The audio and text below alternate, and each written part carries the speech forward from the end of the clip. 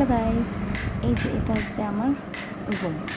তো এই রুমটা আমি ডেকোরেট করছি। এটার মেঝে ছিল, মেঝেটা ভাঙা হয়েছে। ভাঙার পর এখানে পাতলা করে আবার মেঝে করবে, দেন তারপরে টাইলস বসাবে।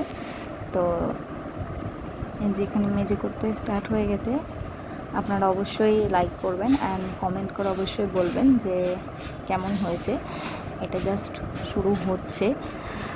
আর আমার ঘর করব আর হচ্ছে রান্নাঘর দুটোই। তো এই যে ঘরের হচ্ছে এটাই, আর এই যে রান্নাঘরেরও কাজ শুরু করে দিয়েছে অলরেডি।